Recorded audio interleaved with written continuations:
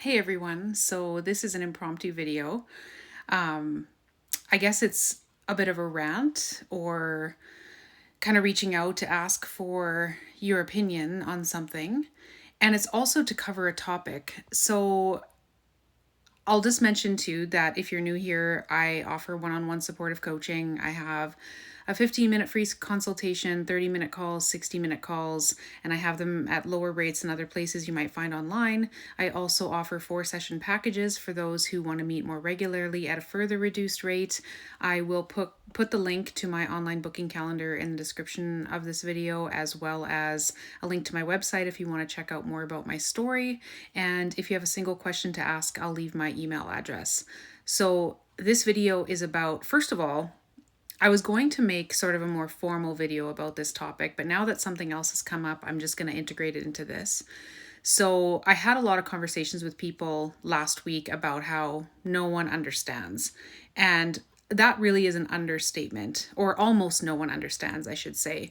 And what made me sort of think about, other than talking to people about this very topic, but I had an incident on Wednesday evening. I was at my uncle and aunt's house, who I'm very close to, and I had been having a great week. I'm not feeling symptoms, I'm feeling really well, except I have this bumpy rash on the back of my neck. And it actually started for the first day I remember it was November the 6th. So this is over a month ago. And I mentioned it to the doctor because I went to the walk-in clinic because around that same time I thought I had strep throat. And I know untreated strep throat can cause major issues. My mom had rheumatic fever as a child, which is very serious from untreated strep. I know it's dangerous for kids to have because it can lead to pandas. And I have a young daughter, so I wanted to make sure I didn't have strep. So while I was at that doctor, which was a walk-in, I showed him my neck and he said, oh, you need to stop scratching, but he never diagnosed me or anything. And then the hairdresser who I saw on November the 6th, which is the first day I can recall having this, she was like, yeah, I think it's just from winter. I live in Canada, it's dry here, it's cold. But I was like, I don't know if that makes much sense because I've been in Canada for 41 years and I've never had skin issues other than, some cracked heels, which I actually fixed. I could share about that, but just the odd dry hands here and there, but my hands aren't dry. And I'm like, why is this happening? So I had the hairdresser check it out on November the 6th, and then on November I want to say 14th or 15th, I went to the walk-in clinic because at that point I had had these strep or respiratory symptoms. So it turns out I had COVID, and I shared in a video how I didn't feel like COVID was flaring up my withdrawal symptoms or bringing anything back or anything like that. I felt completely fine. I was very sick. With body aches, and I had a very bad cough. I had a severely sore throat, shivers, pounding heart, all the things that kind of come along with infection. And, I lost my sense of taste and smell, all of those wonderful things. I actually was sick for about 2 weeks. I canceled all my coaching appointments for 1 week, and then the second week I just pushed through, but I was still quite ill. And I'm aware of COVID long haulers and long COVID, and I know that COVID can cause neurological problems and reflare symptoms in drug injured people, but I wasn't feeling anything neurologically come up. But now whatever's going on with my neck has spread. So it's under both breasts, and I have a patch about this big on the back of my back. It's very bumpy, extremely itchy. Like I have scratched so much that it's causing open wounds. So this is a big problem, and everything that I Google or look up says eczema or eczema, however you pronounce it. And I have no history of this condition, but it seems to have correlated with when I got COVID. And so I had done some research about COVID and, dormant viruses or whatever, or when things become active, like Epstein-Barr and stuff, it can cause eczema. And I had read that COVID-19 in about, I think 20% of people had developed skin issues. And so I'm like, oh, great. Now what do I do? And this is where I'm getting into when I was at my uncle and aunt. So my aunt was a nurse for many years. She's retired now. And she looked at my neck and she said, I think you have eczema. And very well meaning. And she's like, we actually have some cream that we can give you for that. And I looked and it was hydrocortisone cream, which is steroids. And I know very well, I had a very, very bad setback, or wave or whatever you want to call it, of withdrawal symptoms about 6 months ago from a steroid nasal spray. And I had taken oral steroids way back before I ever took psychiatric drugs, and they cause very high blood sugar. I'm diabetic. I ended up in the hospital. So whether it's, a nasal spray or oral steroids, I cannot tolerate them. And then the standard treatment for eczema is topical steroids. And I also know from talking to Dr. Yosef, and actually, I don't even know what triggered it for me. About a year ago, I was in a Facebook group called Topical Steroid Withdrawal. And when you read people's stories on there, it is eerily similar to psychiatric drug withdrawal. They have windows and waves, they have sensitivities, they're unable to take a lot of medications and other topical treatments, they become hypersensitized. It's very similar, and Dr. Yosef has talked about this as well. So my aunt and uncle offer me hydrocortisone cream, and I'm like, how do you explain to people that you can't take this kind of stuff? Like, people don't understand what we go through. And I'm 3 years off meds, and I consider myself very much healed, or I say 90% healed. Unless I do something drastic, I really feel normal. And so I'm like, okay, steroids would be a very bad idea. And they gave it to me, they were well-meaning, but how do I explain to them, oh, actually, I can't take these, because then you get into the, well, why not? And it doesn't, people look at you like you have three heads. Same thing with a doctor. I mean, if I went to a dermatologist, they would be prescribing me steroids as a standard treatment. And I refuse to go into topical steroid withdrawal. I refuse to go into a setback or a wave. And I'm like, how do I treat this? I've never had skin problems my whole life.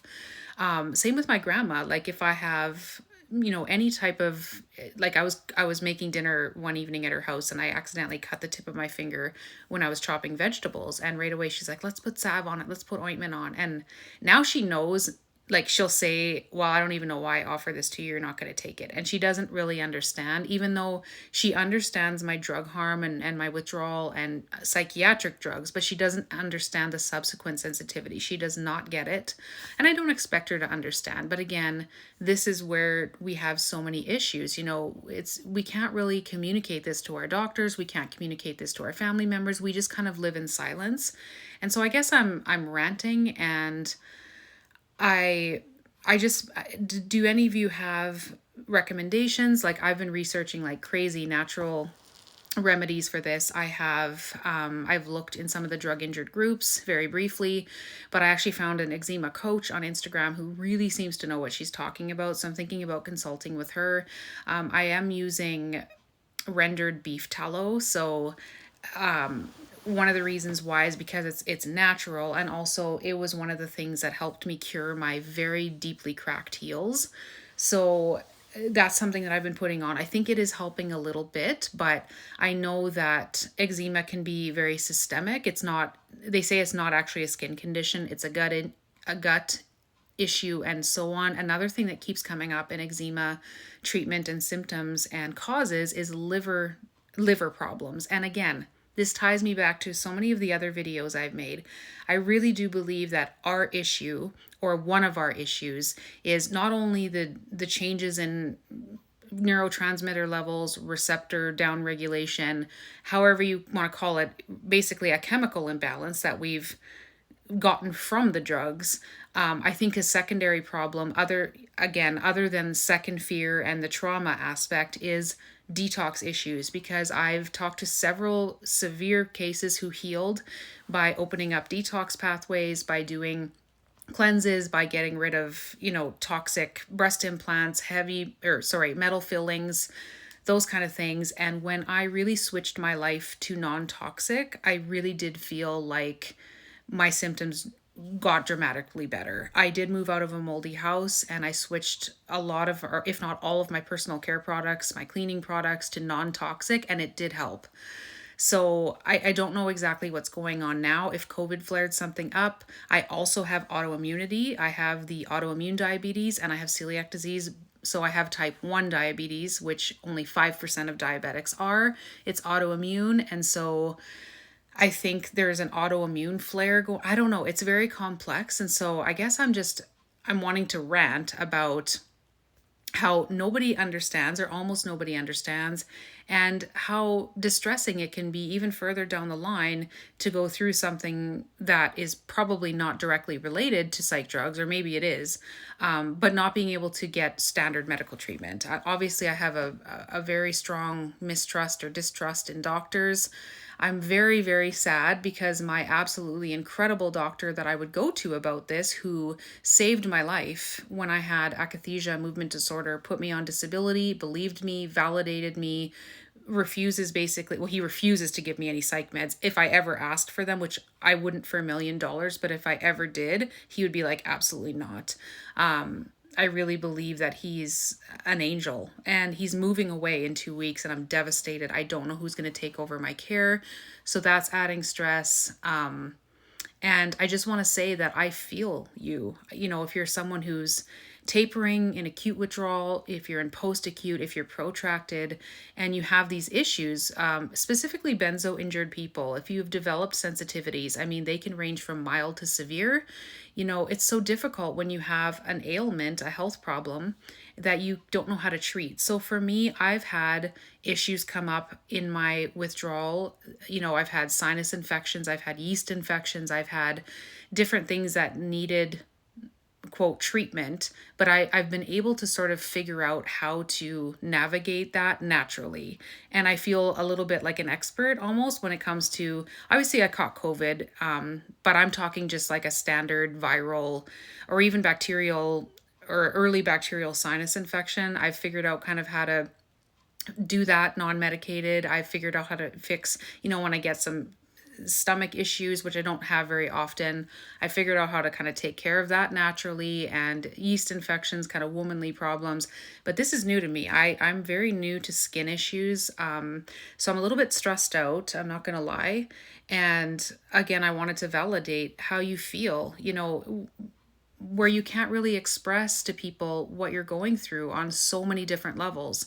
And not only just in the acute symptoms, whether, you're having akathisia or whatever you're going through, but also further down the line when you sort of appear normal and maybe can return back to work, such as the case with me, but you still have sensitivities. And, I probably could take some standard medical treatments, but I just choose not to because I've been down that road so many times. It's set me into flare-ups of symptoms, and I just choose to go more holistic. I mean, I've put my body through so much over the years with chronic antibiotic use, chronic Botox use for excess sweating, psychiatric drug use, chronic, alcohol problems, all of these things that I did to kind of just beat my body up.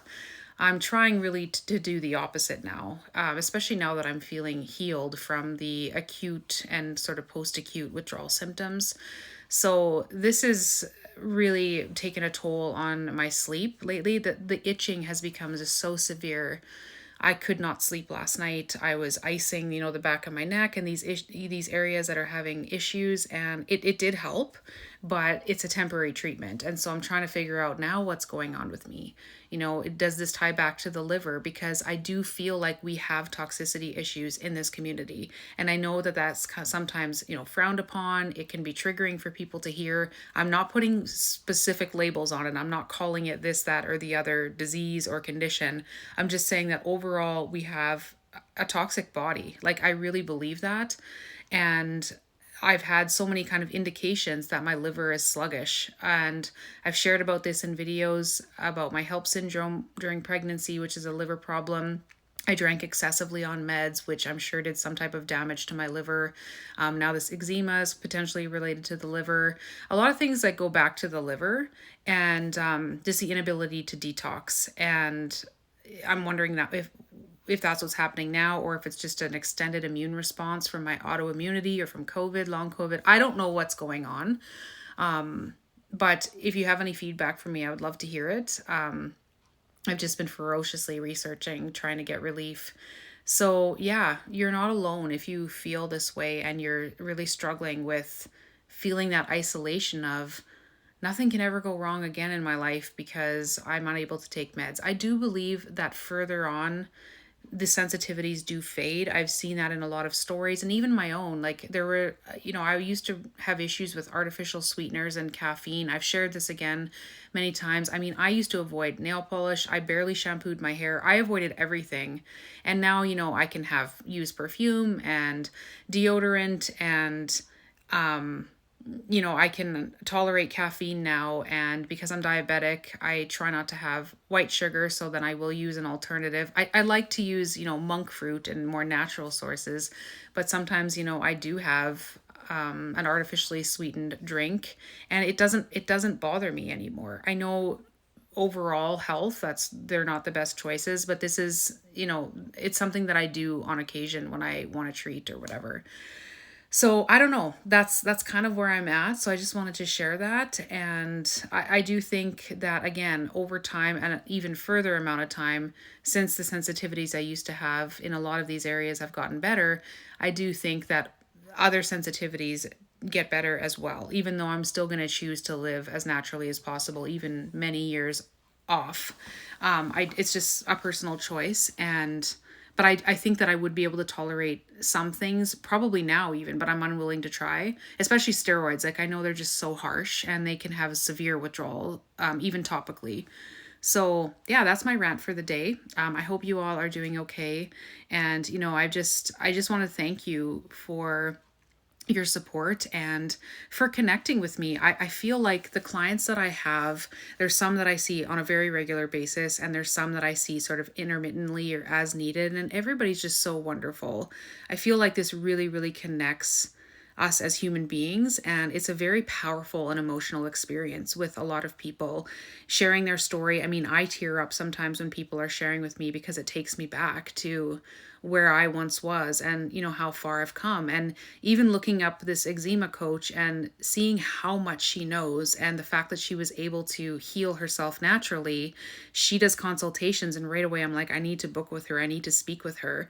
And it kind of made me realize that's maybe how people see me. Like they've heard my story and realize, okay, I need to speak to this person, because I feel like I know, almost all there is to know about psychiatric drugs and withdrawal. I mean, obviously there's no proper research done and scientific findings, and I guess I'm a self-proclaimed expert. I feel like I know a lot about all of this, but eczema is foreign territory, and this person looks like she knows a lot about eczema. So I'm looking to reach out to her. But anyway, let me know if you have any tips for me, and let me know how you are doing, and I will see you next time. Bye.